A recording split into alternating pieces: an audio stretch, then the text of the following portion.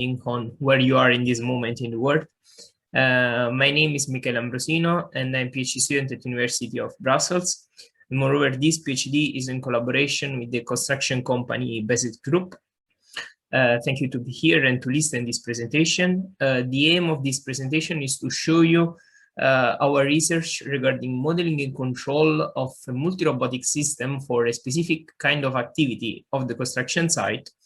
And in particular, the multi-robotic system that I will show you in this presentation is based on two machines, a crane and a classical rigid industrial manipulator.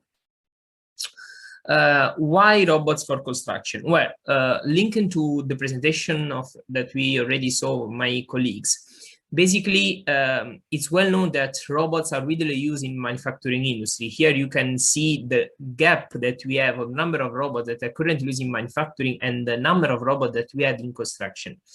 And in particular, linking to this gap, there is something related to the number of accidents that occur in these two kind of fields, as also my colleague showed you before. In particular, the most common type of accidents that we can have in the construction environment are the following. So are due for the presence of the crane that has to lift big and heavy objects, the presence of masons on scaffolding or on the stairs, and of course the fact that almost all the activities in construction site are quite repetitive tasks. So keep in mind these four common type of accident.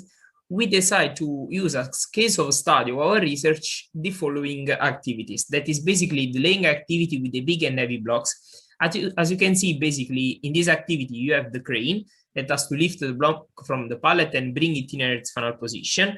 Of course, we have a mason who control the crane. The weight of this block, it's quite heavy since they can weigh over 100 kilograms. And moreover, we have a mason on the stairs that manually finishes positioning. It's a kind of repetitive task, of course, and for all of these reasons, we believe that can be a good candidate for a possible robotization to improve not only productivity, but also safety. In particular, the proof of concept and the idea of the robotic concept that we propose in our research is the following. It's based on three different machines. We have the crane that has the role to lift the block from the pallet and bring it in its final position, a classical rigid industrial manipulator that basically replaced the mason in the final part of the operation, and a platform, an aerial platform that allows the robot to go around the construction site. For the moment in this presentation, we will not focus on the platform, but only on the crane and on the robot. Because in particular, on the robotics point of view, the entire laying activity can be divided in three main steps. The first step is performed by the crane and is so-called the macro movement. So we have the crane that has to lift the block from the pallet and bring it in its final position. In the second step, we have the robot that has to grab the block. In the last step, we have the collaboration between these two units. In this research, we focus on this last activity since for us is the most challenging. And in particular, what we need to do is to ensure correct and safe cooperation between the robot and the crane during the last movement. Why correct and safe? Well, safe because basically this robot during the operation can be not overloaded by the weight of the block. So you have to think that the weight of this block, it's quite heavy. Since it can weigh over 100 kilograms, and the payload that the rigid manipulator can handle, it's up to 14 kilograms. Of course, has to be correct because we need to finish the positioning and ensure a high level of precision. So to do this, the first step is to design a mathematical model of these two systems. And based on this mathematical model, we can design our control loop. Let's start with the model. I don't want to go into the details, but if you want, in the paper, you have all the mathematical procedure about the modeling part and the control part. But to develop our model of this robotic system, we follow the so-called Euler-Lagrange method, in which, as you know, probably the first step is to design the so-called generalized coordinates for the robot and for the crane plus block that allow us to describe the entire configuration of the system. In particular, for the crane, we made two main assumptions. The first one is that the cable is supposed to be rigid and always taut, even if this assumption, as I will show you in the simulation results, will be basically overcome.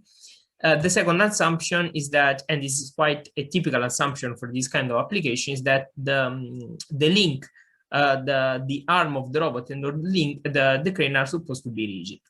Once that we define the general coordinate, the second step is to describe the kinematic energy for both systems, here with the capital K, and the potential energy for the both system, here with the capital P. And the second step is to define the so-called Lagrange function, that is based on the difference between the kinematic energy and the potential energy. By sum together these two Lagrangian functions, we can obtain the Lagrangian function of the whole system. Now, the next step is to take into account the interconnection between these two systems. In a mathematical viewpoint, this interconnection can be seen as a constraint that we need to impose to our model. Why is a constraint? Because basically the end effector of the position of the robot, here xe, can be expressed as a function, as a result of the nonlinear function of the direct kinematics of the robot, that is the function KR, it's function of the general coordinate of the robot, or thanks to the nonlinear direct kinematics of the crane. And so this is the constraints that we need to take into account, the 6 constraints that we need to take into account in our model. We can do this by including these constraints in the Lagrangian function, and by exploiting the Euler-Lagrange equation, we can obtain a classical, let's say, model of robotic architecture in this form, in which B is the inertial matrix, C the quadratic matrix, G the gravitar vector, U the input of our system, A is the Jacobian of the constraint, and these equations will take into account all the constraints. Now, the next step is to design the control aspect. As I already told you, the goals of the control will be to move the block in a correct way and ensure that the robot will be never overloaded. The first step that we propose in our research is to rewrite the model in this second form.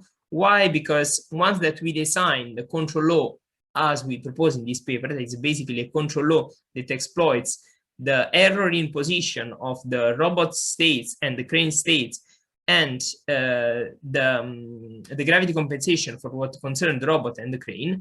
Well, thanks to this control law and this new model, we can prove the asymptotic stability and convergence analysis of this control scheme by exploiting the so-called Lyapunov approach. So we need to define an energy-like function, in this case, the function B.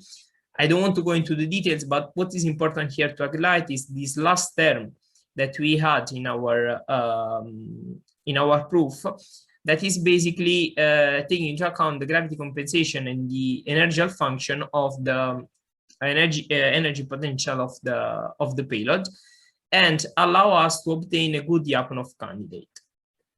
Now, to test for the moment in simulation our approach, we develop a realistic CAD simulation environment in which basically you can import directly the CAD file of each machine in order to have physical results, physical and realistic results.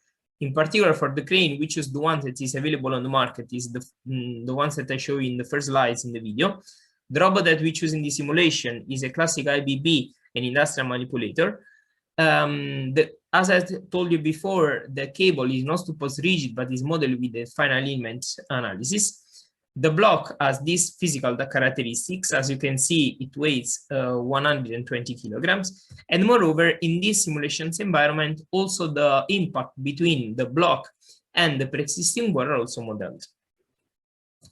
In this first simulation, basically the robot has to move the block in collaboration, of course, with the crane along the x-axis. As you can see, basically it's able to reach the final position. This suddenly change happen basically in the orientation of the block happen when the robot try to align the block with the pre-existing wall. But the good thing is that basically the torque that we require from the actuators of the robot are well within the classical joint limits. So we are sure that by tuning in a correct way the control schemes, our robot is not overloaded during this operation. The second scenario is when the robot has to basically follow along the z-axis the movement of the crane to release the block to the final placement. Also, in this case, the torque that we require to our actuators are well within the classical limits. In the last simulation scenario, we analyzed the fact that not always the block arrive perfectly in the vertical plane, but what happens if it arrives with an angle of 13 degrees respect to the final position? So basically, the robot is able to rotate before the block before to finish the positioning. And once again, the torque that we require to the actuator of the robot are in the classical joint limits. So in conclusion, with this presentation, I'll show you a first proof of concept of what can be a good solution for improved safety in the construction site concerning laying activity with the big and heavy blocks. And in particular, the next step on which we are working right now is to develop a full-scale prototype to test this approach. So thank you